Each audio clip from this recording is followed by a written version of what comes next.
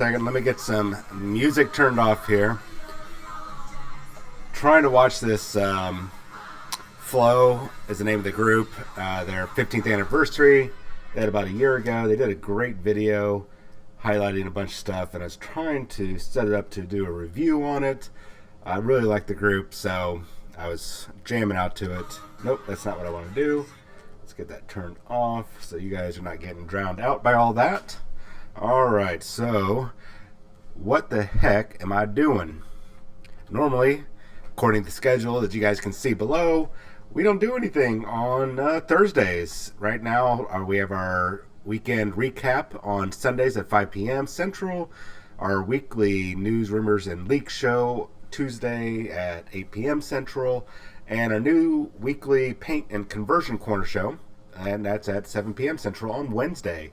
So why am I doing this? Well, as you guys will remember, I hope, for the past, probably for the past month, every once in a while, when I do these streams, I'm passing on to you guys that if any news drops for us, any bit of leaks, rumors, blips, blops, sweeps and creeps, anything like that pops up, I'm going to jump on a show, do like about a really quick, maybe 15-minute show, maybe 20-minute show, and I'm really going to be trying for that today. And that's what I'm here for. So let's get cracking on it. Let's not get cracking on this. You know what? If I ever use that terminology again, you guys need to like punch me in the face or just call me out on it. I've been watching too much Lost Pause. He's a YouTuber that's got a really, really good, funny show. I would recommend giving him a watch. Actually, I'm going to put that. I can put his Twitter in here. Give him a shout out. Let him know that John over at FNP Wargamers was talking about him. Or you find him on YouTube. Does a lot of great funny videos. But I've been watching way too much of him today. Well, this whole week I've probably binged. All right, so I'm getting sidetracked over what I'm going to talk about.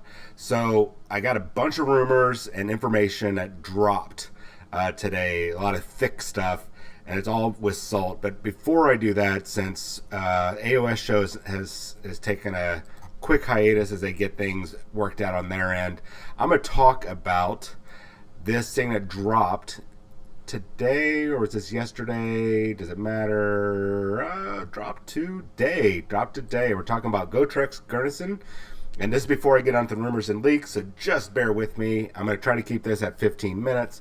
I just want to go over this guy because this model, this is probably one of the most famous characters out of the Warhammer Fantasy universe, next to like Sigmar, and I would have to say, and the Chaos Gods, of course.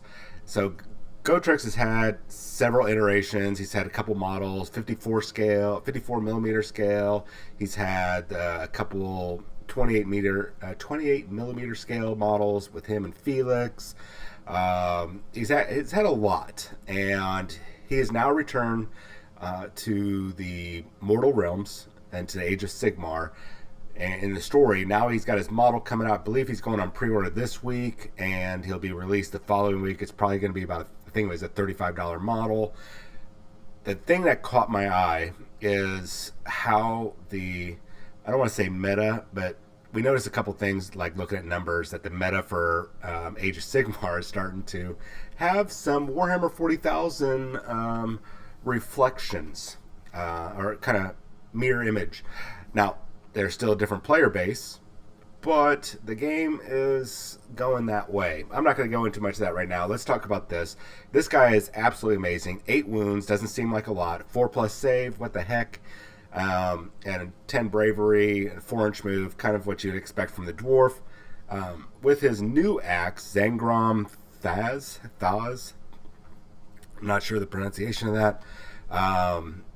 6 attacks with this, hits on 3s, wounds on 3s, Rens, which is AP if you're not familiar with Age of Sigmar rules, and that means that you subtract 2 from his armor, your opponent's armor, and then 3 damage per hit. So that's essentially up to 18 damage initially. Now, one of the cool abilities of this guy is that if he ever suffers a bit of damage, And if that damage is like 22 wounds from one hit, the most he'll ever take is 1 damage. The most he'll ever take from a spell. In addition, if a spell or ability would slay this model, okay, there we go. If it's one of those type of abilities or spells that just kill the model outright, he just takes a mortal wound instead. So it's just, no matter what, he's only taking 1 wound per hit. That is really amazing, especially once we add it on to this other ability in a little bit. The next ability that makes him very frightening is that he can re-roll hits and wound rolls. So he's already rolling a 3 up to hits. That means on a 3, 4, 5, or 6 he hits, if you're not familiar with how the game plays. Now the cool thing here is that it's not re-roll miss hits and failed wounds. It's re-roll hits and wounds. The reason why this is important is every time that he rolls a 6 on that dice, then he immediately inflicts D6 mortal wounds on the target in addition to any normal damage.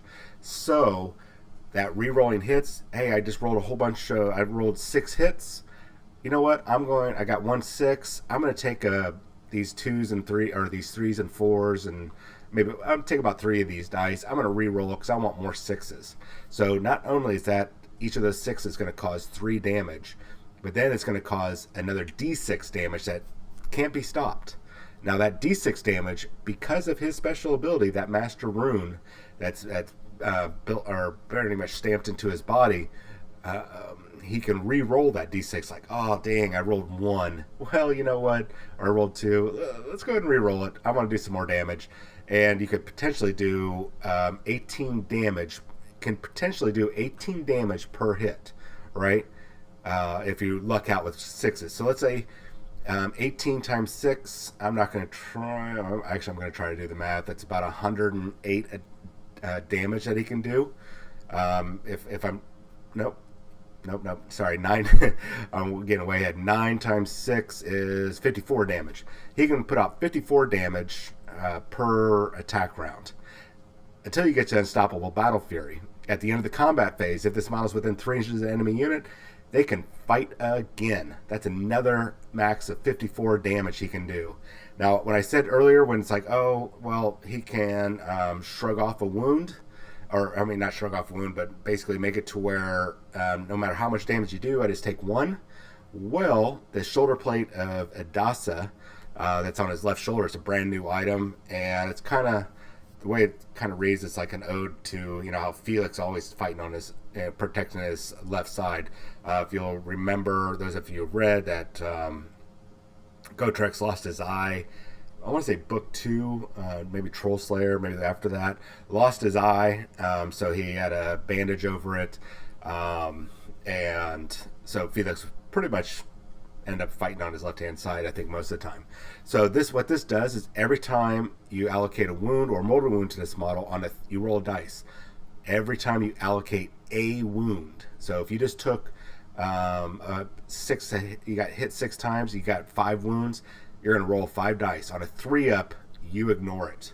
Not only that, but you can ignore mortal wounds, which is really hard to get. So this guy is pretty much unkillable.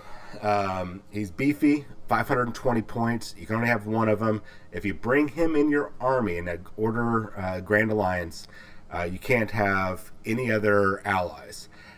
But the cool thing is that regardless of the point size that you guys are playing, his cost can exceed the amount allowed by allied units.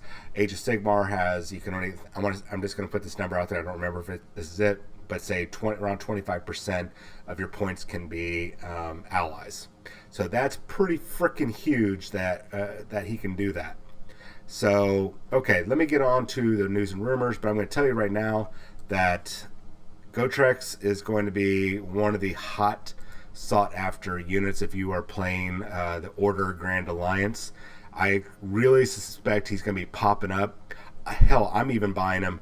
I don't even play the game. So, okay, I got about 6 minutes left. It'll probably end up being 20 minutes now. Because I went on a little too long because I really like Gotrek. I'm really happy about them. So, what am I going to cover? Remember, guys, this is all news and rumors. Take it with a pinch of salt. Well, not news. Well, it is news, but treat it as rumors and salt until you have it posted up from whatever company we're talking about. And today we're just talking about Forge World and Games Workshop, and this is going to be really quick. So, as I said last week, there was after the big reveal seminar or panel that they had, where we got all that cool goodness about Sisters of Battle, Psychic Awakening, etc., I told you guys that there was a seminar and panel afterwards. Nobody covered it. So I got it in my email box in my email today. The way I looked at it, the way it was typed up, and I really appreciate the effort that they did. It was pretty much looked like somebody scribbled it in there, like scribbled notes real quick and handed it off to me. I had to do a lot of editing, go back and do some grammar, so just so I could decipher it.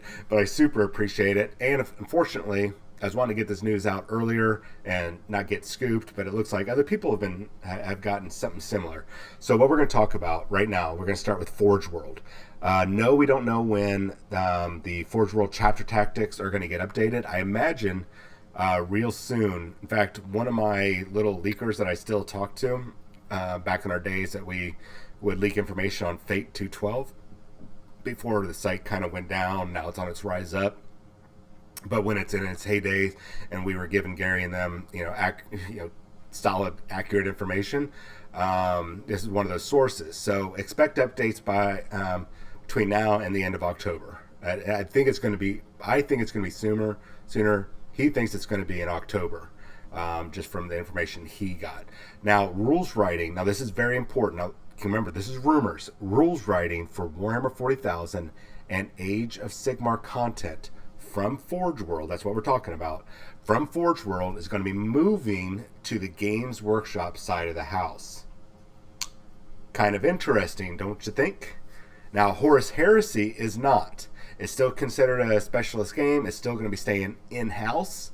That is going to be Forge World's puppy. Forge World's still going to be cranking out the models. It's still going to be developing everything, but they're going to be basically shuffling the rules writing over to the Games Workshop side house. And if you've noticed, Games Workshop's been slowly taking some stuff from Forge World and adding it to their line, Aeronautica Imperialis. Adeptus Titanicus, essentially, that was going to be a specialist line for Forge World, and then GW, things got shuffled around, it got pushed back, and now it's part of GW. And a couple other things that we're seeing. So Forge World's still going to do Horus Heresy. That's not going away. They're still going to be making us fantastic, gorgeous, a little overpriced models.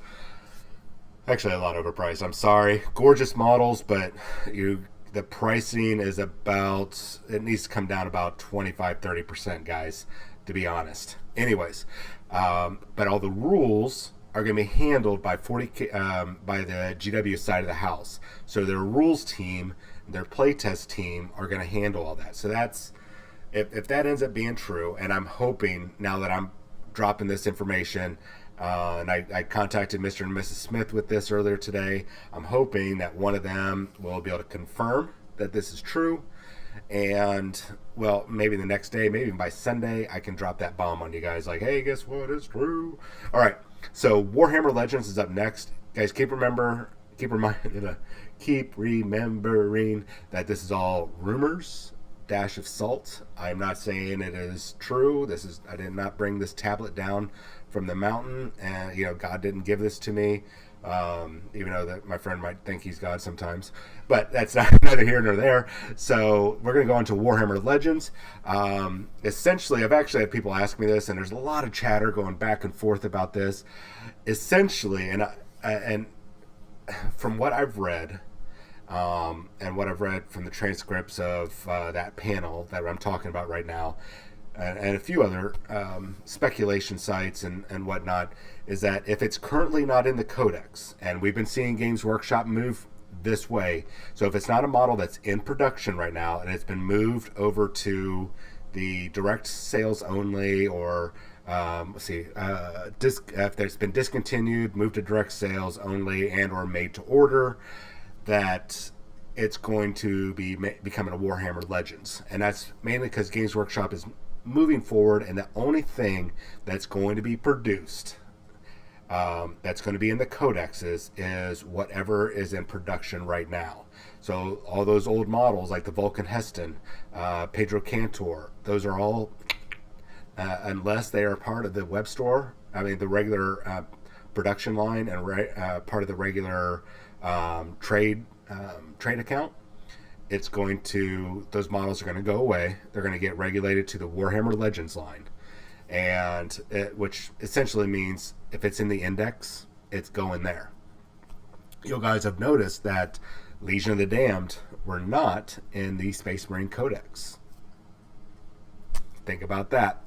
So, sometime next year, and I think, now this is me speculating, I think actually it'll be this December/January, sometime in 2020, we're just going to say Warhammer Legends is going to release, and the indexes are going to be nixed. They're going to go away.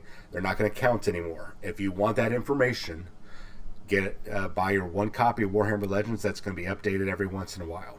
That's what's going to happen. I'm sorry. That's not... I know a lot of people are upset about that information. They don't like that idea. They want to be able to use their old school models. You know, you can still use the models, just use current rules. But if you're wanting to use old school rules, sorry guys, that's going away. So for you Demon Prince players, there goes your whatever that bolter that you guys are always going on about and the community is always arguing about. That's going to go away. So there's not going to be any more confusion. Oh, what's this? Ski just put up some stuff about Warhammer Legends. Thank you, Ski. Sorry, I just jumped over to the chat to check it out real quick. Cool. Well, now that I see the stuff below there, that's going to bring me to my next point. Thanks, Ski. I really appreciate that, buddy. The other thing is that it's not just Warhammer 40,000 that's getting moved to the Warhammer Legends. And Ski just put that up there for me, that there's a tab for Warhammer Legends on the community site. So I'm going to just go ahead and put that in the chat. Oh, duh. Ski's already got it. Duh, that's where I got the thing from. Thanks, Ski. I really appreciate that. So, and I can already see there, man, there's already a bunch of... we're just going to click on one of these. Oh, it just kind of recycles. Okay. So there's already a bunch of AOS stuff. So I guess we can confirm that's true. So AOS and 40K are both being targeted. Essentially, if the model is discontinued, moved to direct sales only, and or made to order, it is moving to Warhammer Legends. That's what I mentioned. And right now, after that seminar and the chatter from the actual reveal, even in the description, it's the only thing that they've said is that it's recommended that all Warhammer Legends not be used in match play, i.e. Tournaments or organized play, but to leave it to regular, what I call regular or fun narrative, or now what they're going to be saying is legend play. So that's really nothing new, but it's still kind of an important thing. They're recommending that you don't use it for that. So that's a way for them to come out and say that they're actually kind of saving face in a way. It's like, hey guys, we're getting rid of this stuff. You can still use it. We're not telling you can't. It's actually on your tournament or event organizer's shoulders if they don't want to allow it. So direct all of your hate and anger and disgust and disappointment towards your event organizers. Don't direct it towards us. This is just our recommendation. We're not telling you to do it. Very, very well worded, I have to say. And I don't know if that's the reasoning behind it. Oh, open play. Thank you, Ski. So I don't know if that's why they worded that way, but it's very clever that they did not come out and say, very convenient, I guess, that they did not say, hey, this is not permitted in match or tournament play. Use it for open play only, whatnot. So very, very well done. So that's, Warhammer Legends, it was going to happen, guys. It was going to happen. This is how they keep their product line relevant, and they don't have to worry about people bringing out old models, etc., or looking for those, and they have to keep those in stock or keep printing them or whatever. and it allows you to be able to still use your favorite models. Like I've got, it's on my other table. I've got an assassin from like 1988, 89. It was the first Imperial assassin. He's got like a ninja mask up and a sword. He's got his special pistol, and like this little tiny waist and pelvic area. It looks weird. I'll put it up on camera next time. So that's that. The other thing, for some reason, this has started popping up on a couple websites, and I don't know why this is all of a sudden news. If you guys all paid attention to that Nova Open reveal, they showed that gorgeous box art, and actually I'm going to see if I can pull it up. The gorgeous box art of the Sisters of Battle. Oh, actually, I can probably go here. The Sisters of Battle reveal at Nova Open. And that box had some, oh, come on, had some very interesting information on it. Let's see if I could find the Nova. Is this it? Nope. Okay, this is going to be a little frustrating, so just bear with me. Anyways, so a lot of news sites, or not legit news sites, but people like, well, I don't want to call them out and be a jerk, but there's a couple websites that are famous for clickbait. We'll call it clickbait material. And they're reporting on this, and like it's brand new news. I mean, this is like a week ago that we even talked about. And so it's a little shocking that they're talking about this right here. So you guys will probably remember I was gushing over this box because I think it just looks really cool. And if it's like everything else Games Workshop has been doing with the box art, I'm really hoping that box art right there, minus all the lettering and text and everything, symbols, is like a thick cardstock in there, and it's an actual picture that I could frame. It's really cool. It's really cool. Anyways, so if you look on here at the very bottom of this thing, it says contains Codex Adeptus Sororitas, and 25 Citadel miniatures. Nothing new. We all saw that, right? I'm pretty sure we all saw it because we were all gushing over it and talking about it. So why am I bringing this up? Well, there's a bunch of people that all of a sudden like, oh my gosh, did you guys see that the Sisters of Army battle box, or what do they call it here? The Army set. Okay, the Army set that it comes with, it's more than just a couple models. It's actually a codex and 25 models, and they go on and on and on. And it's like, did you guys not read the box when it came out? That was, over a week ago?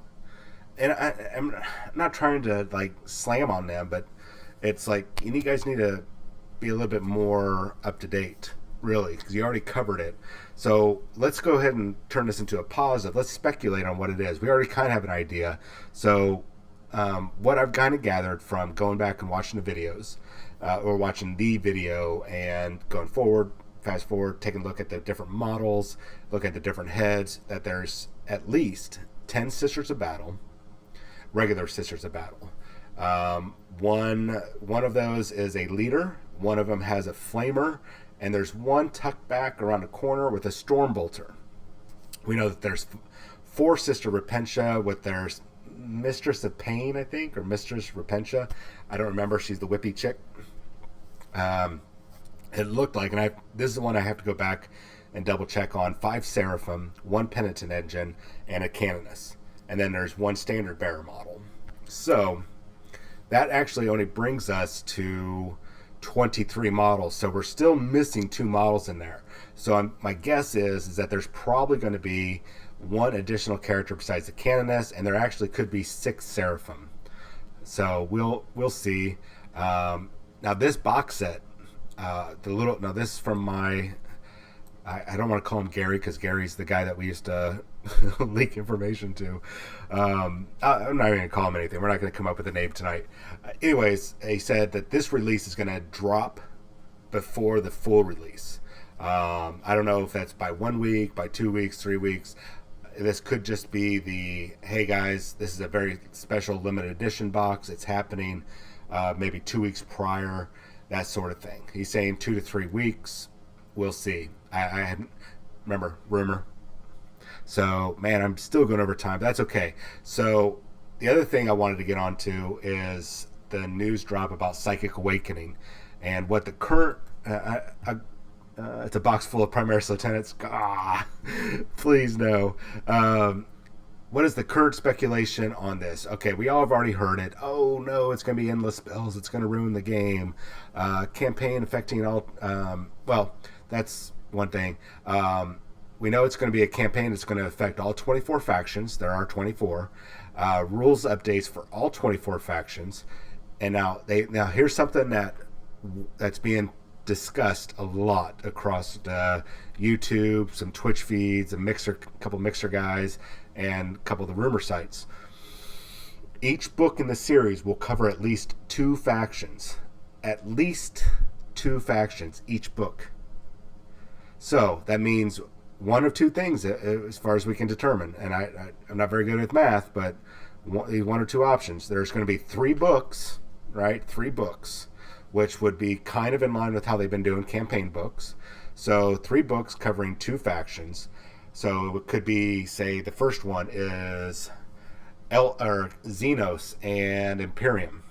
And then it could be Imperium and Chaos. And then the last one could be all 3. Highly unlikely, but I'm hoping so. Because the alternative is a little frightening. The alternative is, remember, we got 24 factions. The alternative is maximum of 12 books covering at least those 2 factions that they mentioned. So like Space Marines, Chaos Space Marines, Eldar, Orcs, Necrons, in some fashion. That means that we're looking at about 12 books for this series. Do you need to own them all? No, you really, not unless you want to. But that means that we're looking at anywhere from 3 to 12 books, guys, depending on which way we go. Maximum of 12 books. So that's a little frightening, and I'm a little frustrated that if they do that route. Now, on top of that, I need to point out that these books that they're going to be coming out with are not the Space Marine Codex supplements. Those are not part of that book series. Stop saying that. Stop thinking that. That's totally separate from this. They are not tying those supplement releases into this campaign. These are just like getting new codexes. That's all it is. Stop with the silly rumor mongering. I'm sorry, but that's dumb. That's such a stupid rumor. I'm not saying you're stupid. I'm just saying that rumor was stupid, and you might be. I'm just kidding. All right. So the other thing is, now here's kind of the big thing. This is where we're going to get into this. The first book, they might be the Eldar, and I'm talking Craft World Eldar, maybe Yanari. I doubt Dark Eldar, and I doubt Harlequin. They might be tied in there somewhere, because like I said, the factions are all tied in. They are going to be forming the most powerful team ever. If you caught that fairy tale reference, you'll know what I'm talking about.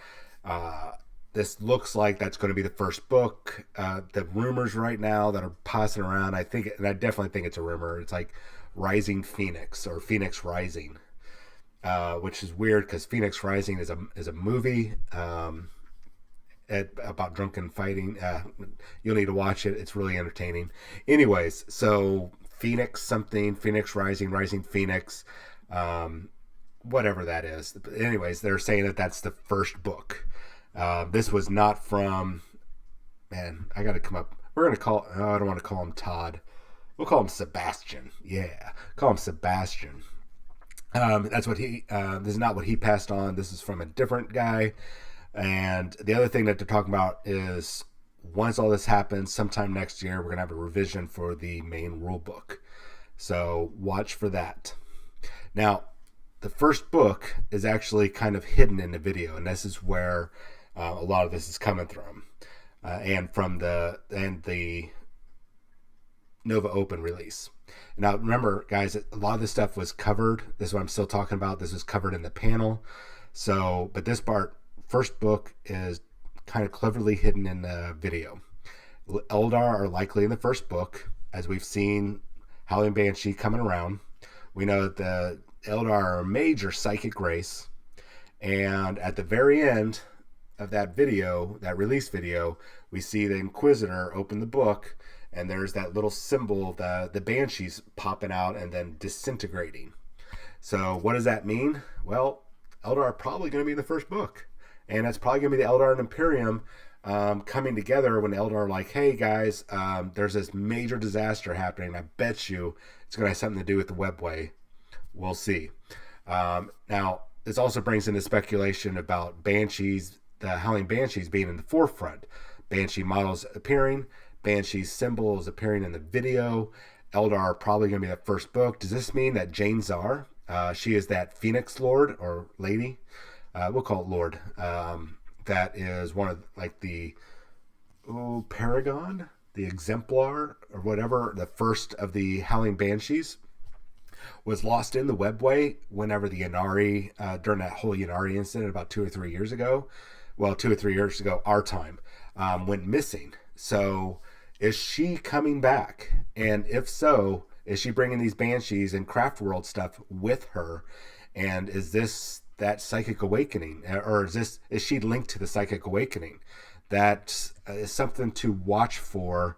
And I'm going to be going back and watching or not watching, but trying to listen in on the recorded video that they took that they weren't supposed to be taking while they were there at Nova Open during that seminar. And it's really grainy.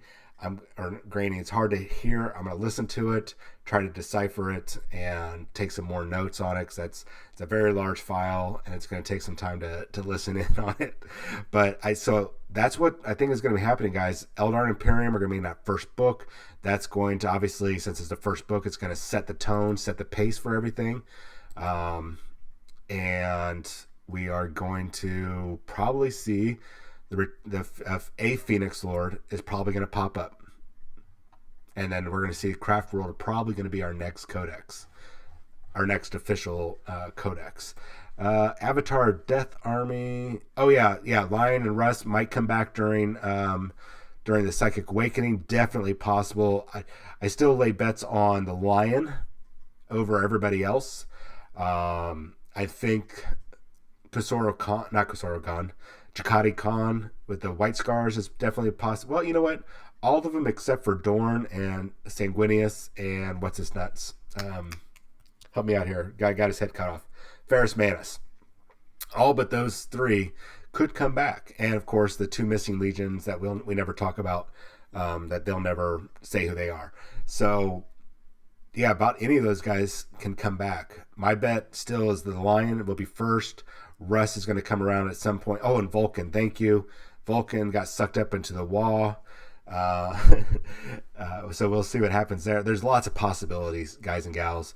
I think they missed the opportunity with the Lion. I think whenever the Dark Angels book drops, that's when the Lion will drop. So that could be next year. Vulcan is starting, like Ski says there in the chat, Vulcan is looking like the better candidate. So we'll see. Let's see here. I don't know what that is. Somebody just left me some chat. Sorry, somebody just sent me a message. I don't know what that means, so I'm going to ignore that for right now. Anyways, so what I'm trying to say is that there's a lot of information coming, guys, and it's very super salty, with the exception of the Sisters of Battle set, that army box. All this really needs to be taken with a grain of salt, especially the Psychic Awakening stuff. They are keeping super secret squirrel silent on this. I'm sure Ski doesn't even have any of that information. I mean, they are dead silent. I don't know if Mr. and Mrs. Smith got metaphorically killed and they got caught. No, they didn't get caught, because I'm pretty sure they would have sent me an email by now. But so just remember, guys, Forge World, a lot of changes are coming from them. And if this information is correct, and Sebastian is correct, the rules writing is going to be for 40K and AOS content from Forge World is going to be moving to the GW side of the house from now on. Forge World's still going to be making their fantastic models that are overpriced a bit, still by about 25-30%. My opinion, not fact, but I think everybody shares that with me. And then Horus Heresy is staying right where it's at. Warhammer Legends, say goodbye to the indexes, say hello to Warhammer Legends for AOS and 40K. And if you have old models that didn't show up in your newest battle tomes or newest codexes, then that means they're going away. So sorry guys, but those old models are going away, or at least for tournament play, which remember, it's only recommended, so it's not GW's fault if it's not allowed at an event. It is the tournament organizers fault. That's pretty much what GW is saying there without them saying it. And I said, we already talked about Such a Battle and the Psychic Awakening. I really do feel that it is going to be the Eldar versus or not versus, but Eldar and Imperium forming the most powerful team ever. We're talking like Urza, Natsu, and Gray. And then probably I'm gonna go ahead and put a bet out there that Jane Czar is going to be the first Phoenix Lord to return.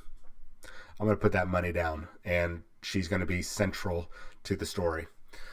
So that is it. I am well over my time, but it's not an hour and a half long show like a couple of those that I've tried to do in 30 minutes and an hour and a half later. It was just a bunch of information I needed to get out there. I didn't need to, but I wanted to get out to you guys before somebody else did. And of course, as I was typing this up and going through videos, it popped up on a couple sites. Really irritating. I don't like getting scooped, but I mean, it's not like I'm making money off of this. So once again, I'm John with FNP Wargamers, and this has just been a news and rumors impromptu show. Yeah. So if I have any more information by Sunday, I'll let you guys know. Oh yeah, forgetting. Yeah, Korax and Logar coming back. We'll see. You know, if Korax returns, because the Korax, we haven't seen the book yet, and that would be one hell of a shadowy, sneaky thing for Games Workshop to do, to go, you know, that's some smoke and mirror stuff right there. Hey, look, we're promoting, how do we say his first name? Shrike to chapter master. And what was that image back there? Was that a picture of Korax? I mean, could that just be them trolling, or could that be little smoke and mirrors, and we're going to see Korax return before everyone else? It's possible. It's possible. That would actually be a really clever thing for them. And then, of course, yeah, a new perfect time for a new Logar model. Man, this is actually a really good time. Logar is like, next to Magnus, was one of the best in connection with the warp and everything. So shoot, good call, Ski. This could actually be bigger than I mean, I was thinking maybe Angron or Fulgrim would be next, but wow, Logar would actually be a more logical choice. Oh, sorry, I'm a little stunned here. I never thought about, nobody expects the Inquisition, man. God dang. Good call, Ski. Good call. All right, guys and gals, I need to log off. I got stuff to do, and you guys need to go to bed or go play video games, whatever, paint your models. Yeah, you do have your moments, and they were pretty good. I really appreciate that, Ski. I appreciate you jumping on. So, guys and gals, we're not going to be doing this all the time because I don't want to oversaturate the channel. But as I can get these little impromptu shows out to you, and I have a wealth of information, I'm going to. Hopefully the ones in the future won't be this big data dump, and I can do like about a 15-minute show just throughout the week. If you are watching on YouTube, hop over to our Twitch channel, hit follow. The schedule is down in the link, or not, down below the picture right here, the frame, or that frame, this frame. It's down below, and you can see when our regular shows are now. And I've got a minute. So we are now an affiliate level. We're reviewing what affiliate means. We finally got to that point thanks to you guys and us cranking out, I think like 1,250 minutes worth of videos in the past 30 days. And we've got well above our requirements for viewers. So keep it up, keep viewing, because now once we get everything set up with affiliate, that means we're going to be able to move towards the sponsor and subscriber level, which means even more content, more things that we're going to be able to do. So we're going to be reviewing all the new things that we can do at the affiliate level, and then we're going to upgrade the channel and get you guys some more stuff. So thank you, Patreon supporters. Thank you, everybody that's following.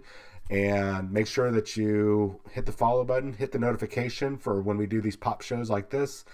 And I will see you probably Sunday. Have a good night. As soon as I hit the button.